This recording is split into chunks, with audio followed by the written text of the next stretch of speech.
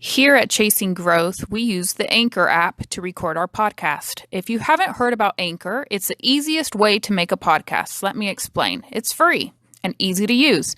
There's creation tools that allow you to record and edit your podcast right from your phone or computer. Anchor will distribute your podcast for you so it can be heard on Spotify, Apple Podcast, and many more. You can make money from your podcast with no minimum listenership. It's everything you need to make a podcast in one place. I recommend it. We use it here at Chasing Growth.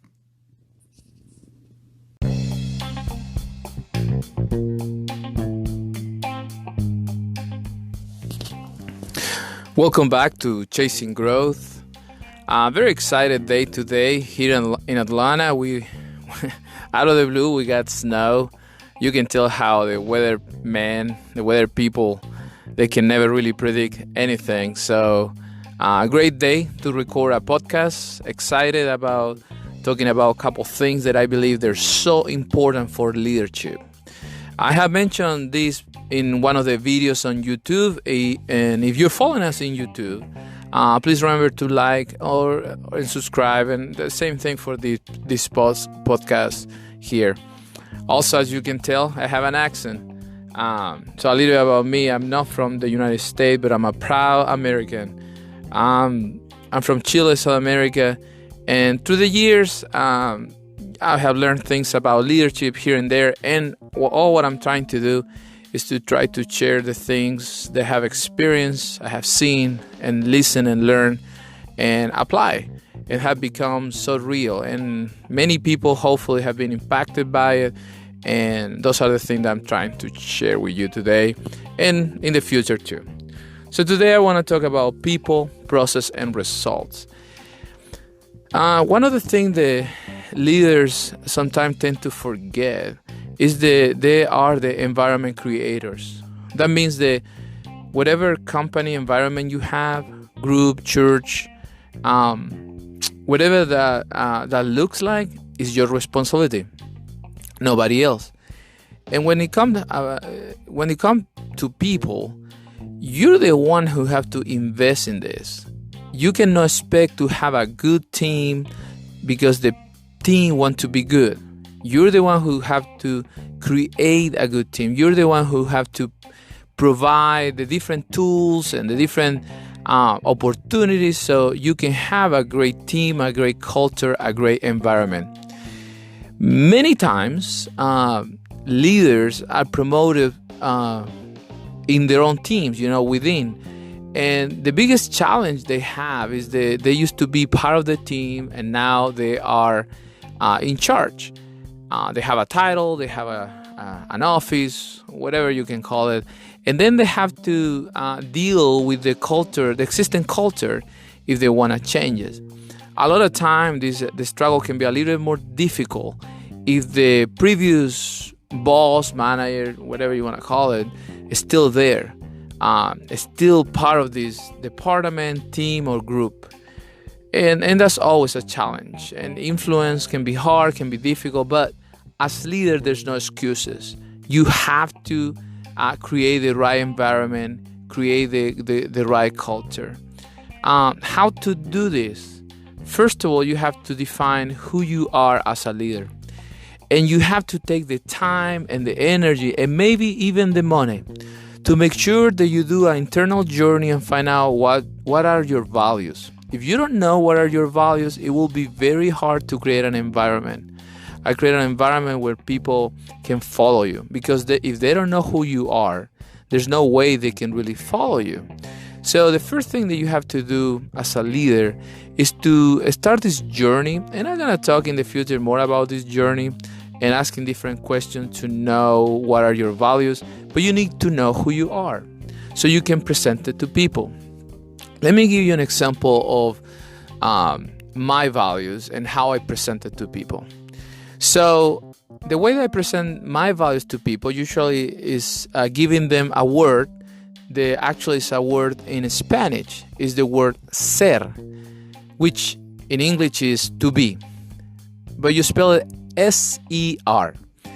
So when I talk with people, when I introduce my leadership to them, I tell them these three letters, S-E-R. And I told him the S stands for simplicity. As leader, I will do things simple as possible. I will always be looking to do things better, making it better, simplify, and looking for better ways to do things. And all the things that I do through my leadership, all the ideas, all the different, when we try to fix problems and solutions, this become very evident. It's, a lot of times, this happened not long ago, I was changing something, and the person asked me about it, and I asked, yeah, we need to change it because it's not simple. And they asked me who created first. I said somebody else, and they said, well, that's what I thought. This didn't look like coming from you. And the reason is because I try to do things in a simple way. So the S stands for simple, and then the E stands for excellence. I tell people all the time that I try to do things as excellent as possible. But the way that I define it is not just reaching goals. And I learned this early, years ago when I came to the United States. I was working loading trucks.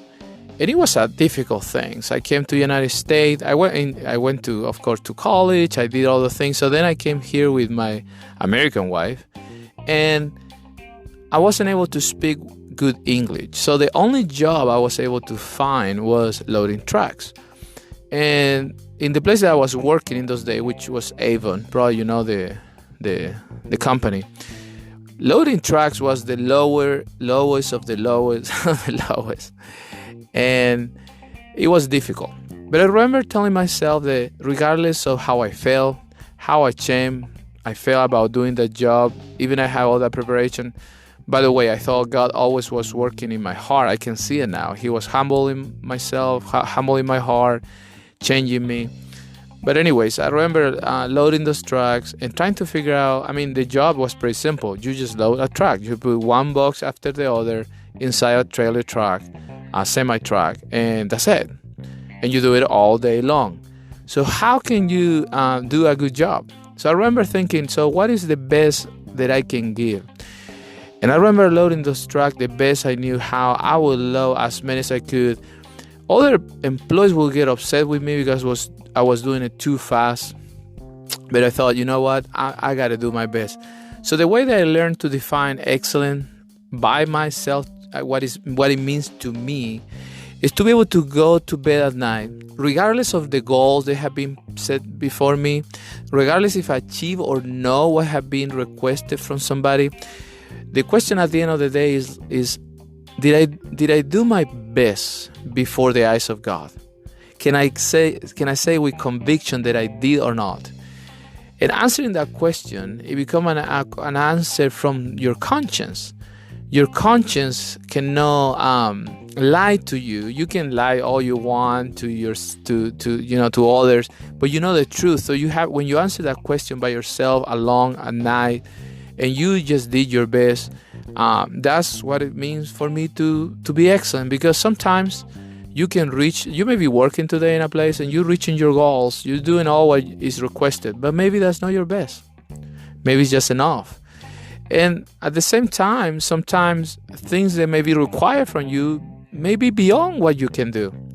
And there's nothing that you can do besides doing your best. I tell my children all the time, do your best and leave God the rest. And it's true. So for me, being simple, then working with excellence is key. Simplicity and excellence. And then the R stand for responsibility, for responsible, being responsible. When I'm talking with people, usually I ask them the following question. I said, if somebody's driving a car and they are drunk and they hit somebody, who going to jail? The person who was driving the car or the person who sold them the alcohol? And a lot of time people stop to think about this. And I believe it's because, and maybe you're thinking the same, maybe you're wondering who it is. Well, of course, it's the driver and not the person who sold the alcohol.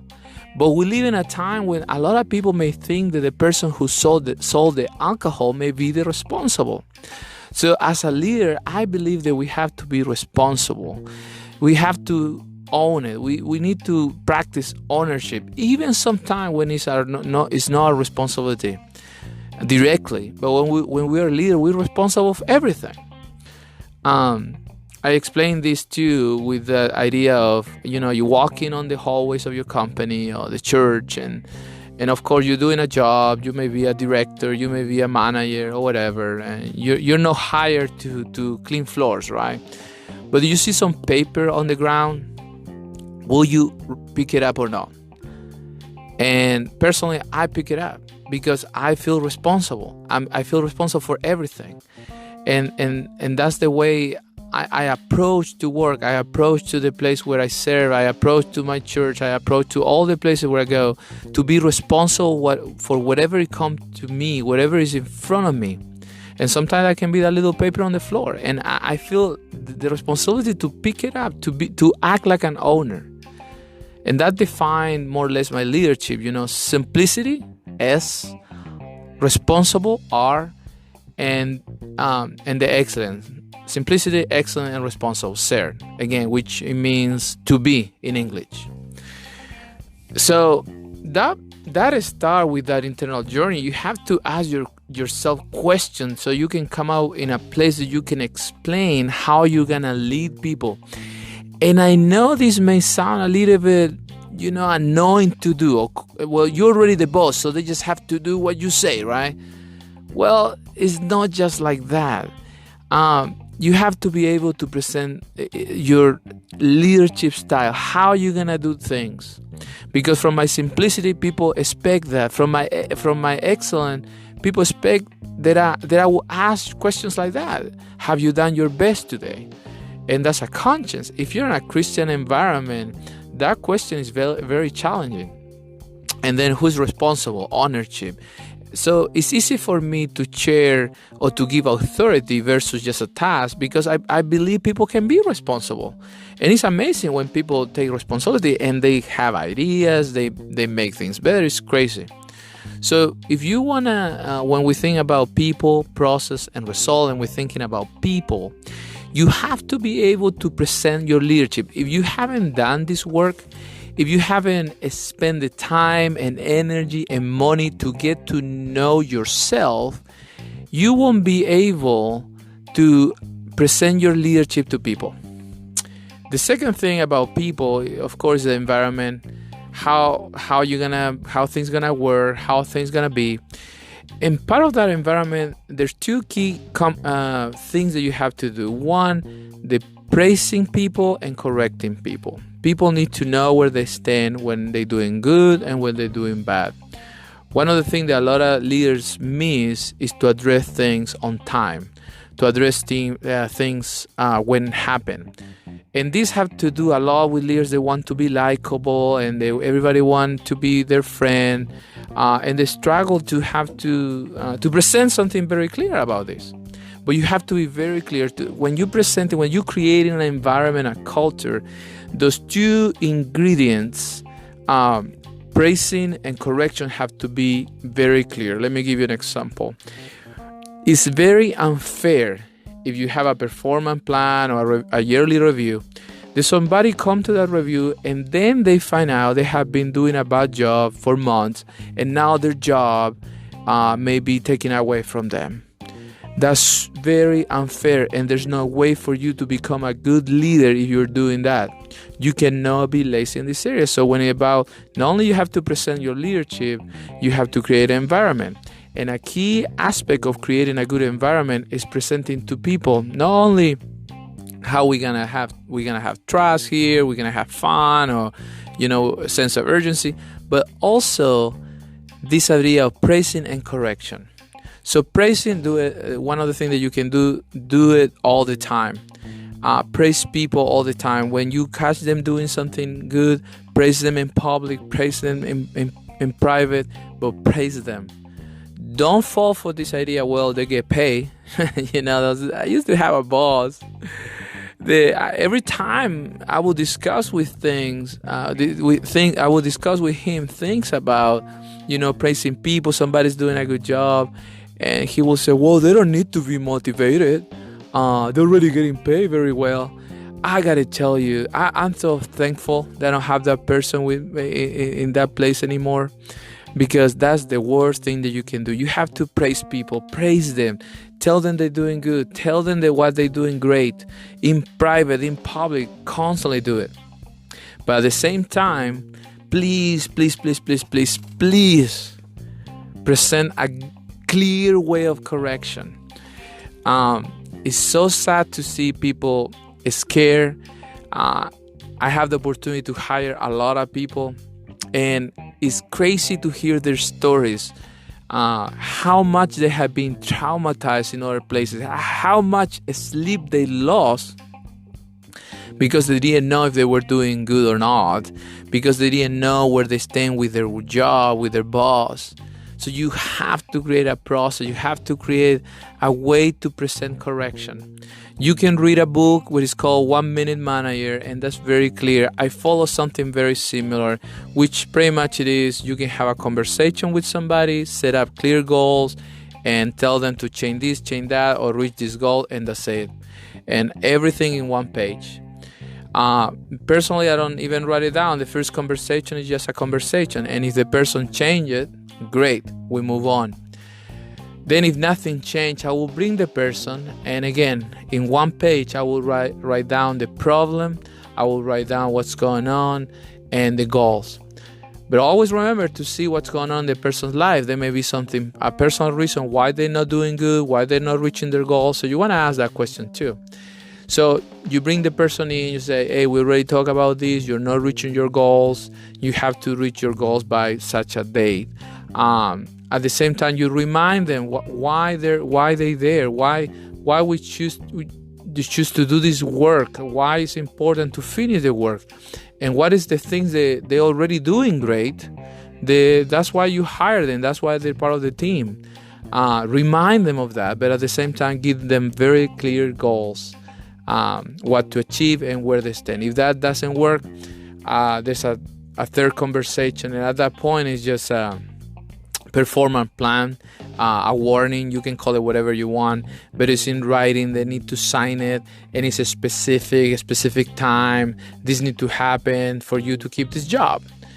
And that's as scary may sound, it's fair for people to know this, because there's so many people that, I'm telling you, on Sunday night will go to sleep, or they will try to go to sleep, and they won't be able to do it because they don't know how they're doing in their job.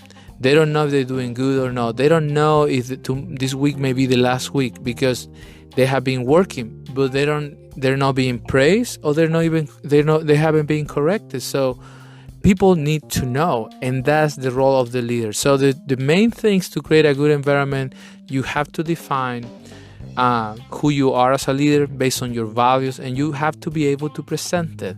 And the second thing you need to have to create a great environment, a great culture, to have a very clear way to praise people, privately, and also to correct people. And by the way, correction is always private. So you create this environment, this great environment, and everybody's happy. And everybody come to work with a smile. Everybody want to see you and talk to you and learn from you. But you have to remember, it's just one part of the equation. You have to think about the process. Probably in the place you work, there's so many processes for everything. And it's your job to fight against policies and bureaucracy. A lot of people love to say policy, love to say, this is a policy, this is a policy. I hate policy. I won't have any if I could. Policy is this thing that somebody with lack of self-esteem say this is the way it is, so you have to follow it because it's a policy, and nobody can say anything. That's what it is. So that's why I don't like them. I personally like have processes that are flexible, and that nothing is on a stone, that everything can be changed as long as we can make it better. So you start looking into all your processes and trying to simplify. But this is not just one time. You constantly have to be looking processes, checking what can be changed. Do we need new technology? Is this really accomplishing what we're supposed to accomplish? The the vision, the mission that we have, or whatever you want to call it, the what we do, and trying to simplify as much as possible. And to the point, hopefully you have all the processes you have are so simple that anybody technically can do it. And no overcomplicated stuff and processes and policies and bunch of bureaucracy. And some people really want to be there. You shouldn't want to be there. The best way to do a good process is making it simple and making it better all the time and never stop. Now, one of the things that create a lot of policies and bureaucracy in business have to do sometimes with the convenience of a few, because some people want to be micromanagers, so they want to see these details or that detail, and because that pleases them, they tend to get involved in the process to get that information, and because that information is important for them, they make it part of the process. But ask yourself your question: how important is that to actually make the process more complicated? Because just a few want the benefit of knowing something or to do less. Sometimes we pass this bureaucracy to our customers. Our customer, and just do the exercise. Call to your bank today, and you're gonna have 10 different options to talk with somebody. It's crazy.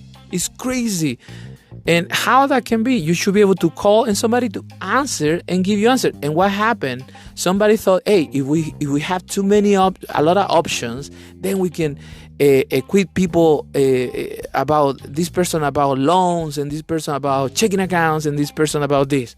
So in that way, you get to talk with the person who knows. And that's just somebody came out with that to make it simple for them. You know what will be much better? That you call and somebody answered. And the bank took the time to train all their employees, to invest in them, so they can answer all the questions. And you say, but that will cost too much. Again, you create bureaucracy and policies that just benefit you and not the customer. So that's why also you have to be checking the process all the time. Who's winning all this? Who is winning in that process? Is your mission, your company is winning, or just a few people who like to see details, or you just don't want to deal with training people and you just want to save money? Please, gotta be careful and check that process all the time. Now, one other thing that you have to remember when you're doing this equation of people, process, and result, this part, the result, is very important. You can have great environment, people happy again, you're working hard in process, but if you don't pay attention to the results, if you're not seeing what's happening, if you're not getting those sales, if you're not getting that money, if you're not getting that people coming into your church or your event, something in the process, something in the creating the environment and people is wrong. And you have to go back to the equation and trying to figure out, because you can have a great place to work, you can have a great process based on yourself, what you think, but then if the result is not giving you what you think you should be getting or what you expect to get, you need to go back and check.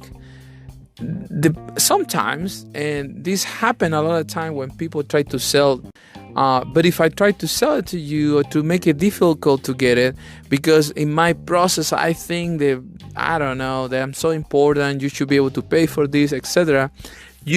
And then I see result and it's like nobody's listening, nobody's watching.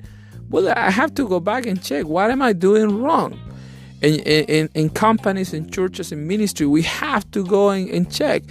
A lot of time, the lack of a humble heart, a lack of humility in leadership, they see the results and they blame a bunch of things. They're not capable to say that maybe the environment is not the best, maybe these ideas and this process, this thing that we're doing is not the best. They don't want to stop doing something because that can hurt somebody that can hurt somebody. So at the end, they still have bad results.